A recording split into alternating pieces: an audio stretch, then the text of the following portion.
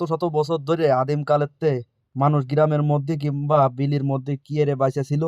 আজকে তোমাকে সেরাম একটা পরিবেশের মধ্যে দিয়ে কিভাবে বাইচে থাকতে হয় সেটাই শিখাবো। আর কিভাবে আটটি হয় এই সমস্ত পরিবেশ দিয়ে সেটা দেখানোর চেষ্টা করবো।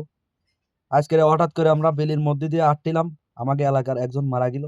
সে আমাকে শ্মশানে যাচ্ছিলাম, শ্মশানে যাওয়ার পথে আসলে আমাকে রাস্তাঘাটে গেরের পথে যাওয়ার মতো সেরকম ভালো লাইন নেই, তারপরও টুকিটাকি হাঁটছিলাম আর ফন্সের মতো ডাইবে ডুবে যাচ্ছিলাম। এই তো কত সুন্দর পরিবেশ, আশেপাশে ঘের আর ঘের।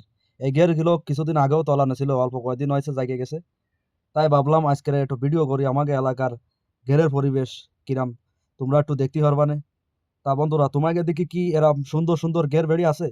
এই যে আমরা যাচ্ছি এই ঘেরের বেড়ির পথে, যে এই বেড়িটার পথে যাচ্ছি, এটা কিছুদিন আগেও তলানো ছিল জলে। কথাকথি করতে যাচ্ছিলাম, এই যে বাম পাশে যে গের ছিল এটা, না ডাইন পাশে যে গেরটা এটা হলো আমাকে সজল বাবুর গের।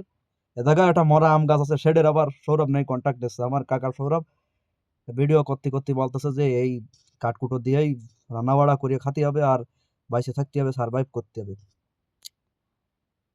শত শত বছর ধরে মানুষ এই গেরের বেড়ির পদ্ধতি চলাচল করতেছে। আগে কিন্তু এত উন্নত ছিল না বা এত রাস্তাঘাট ছিল না, এখন তো মেলা রাস্তাঘাট আছে আর আস্তে আস্তে উন্নত হয়ে যাচ্ছে। আর প্লেন মেলেনও এত ছিল না, তখন কিন্তু মানুষ এই বেড়ি খাল বিল নৌকা দিয়ে পারাপার হতো। আমাকে দেখি আগে সব নৌকায় পারাপার হতো। দেখো কত সুন্দর একটা পরিবেশ, এখন তাও একটু বেড়ি মেড়ি দেখা যায়। আগে এই ডেস পুরো ছিল বিল।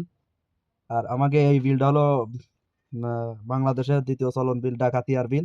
খুব সুন্দর বিল। তোমরা যদি পারো এদিকে আইসে নিয়ে ঘুরতে বেড়াতে, তোমরা আনন্দ পাবানে, মজা পাবানে, দেহ মজা পাবানে। যাই হোক, ভিডিওটা যদি ভালো লাগে তাহলে লাইক কমেন্ট করে নে। দেওয়া হবে পরবর্তী কোনো ভিডিওতে।